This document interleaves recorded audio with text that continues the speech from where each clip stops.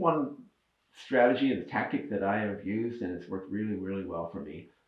And I still do it. It doesn't matter whether I have money or not. I still do it.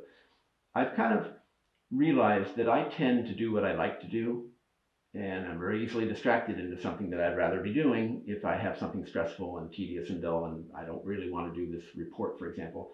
Very easy to get sidetracked off. So what I've had to do, and I shouldn't say had to do, I think it's worked really well, is I've kind of compartmentalized my life to where in the evening I do my planning for the next day. And there's a reason for that. I'm emotionally far away from those things, so I'll put down what really needs to be done. I won't avoid something because, it's not time to avoid it yet. It's not right in front of me. So in the evening, I'm what I would consider the CEO of my life, right? My job is to strategize, to plan, to decide what is going to be done the next day. And then the next day, I'm not the CEO. I don't allow myself to make those kind of decisions. I'm now the worker bee of my life. My CEO last night said, here's my list of things to do. Here's my itinerary. Here's my schedule of people I have to talk to. Whether I like it or not, that's my job. Because everywhere I've worked, people have loved me as an employee, right? It's when I got out on my own that I started to fail because I didn't have this structure around me, the scaffolding that Russell Barkley would talk about. So that was like a self-imposed scaffolding. I said, I'm the CEO. Nope, I'm not the CEO today. This morning, I'm going to do this work. Whether I like it or not, this is what my CEO said to do. It's my job. And of course, I can write a note to myself and say, tonight I'm going to talk to the CEO about that. I don't think that should be done. But today, I don't have the right to make that decision. And I know myself, it'll be an emotional decision rather than a rational decision if I do. Very easy for me to rationalize not doing something. And when later on I get away from it, I said, you just didn't want to do it. That's what it really came down to, even though you came up with all kinds of reasons not to do it. So as a strategy that costs absolutely nothing, spend a half hour every night planning your next day. And then the next day, 100% zero tolerance for failure. Just do what you planned on doing. That right there makes a tremendous amount of difference.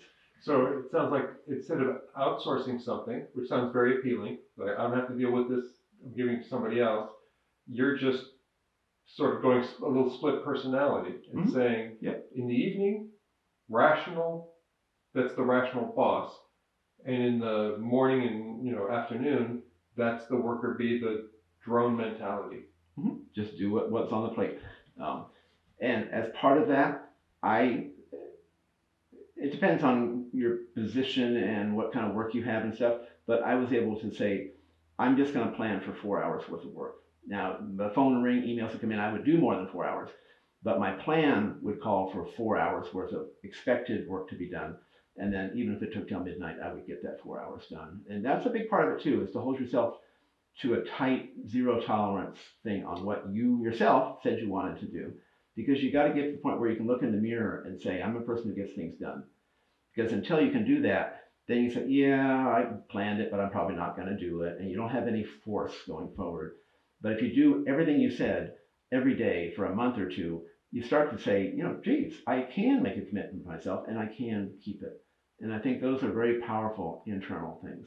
And again, it costs nothing. You have no excuse. In my life also, I've tried to kick the excuses out from under myself. They do not help us. They just take us off track and numb us out to the failures that we're having. So plan for 4 hours worth of solid work. Do it, if it takes 12 hours, just whatever it is, just get it done. And then come back the next day and rinse, wash, and repeat. Keep doing the same thing. And you begin to feel much more in control of your life. So one more thing then, it would be routines. People think, I don't know where this stuff comes from. People just make it up. They say, okay, it takes 30 days to create a habit or 7 days or whatever. It's nonsense. If you want to start paying your bills or taking your medication or whatever it is, and that's one particular habit you want to install, tie it to another habit that you have solidly down already. If you do that, it takes like no time to create a habit. And if you don't do that, if that habit stands alone in your life, like going to the gym and you're just doing it every day for 6 months and you don't do it one day, that habit's just gone. It will disappear no matter how many times you do it, unless you build it into a routine of other things.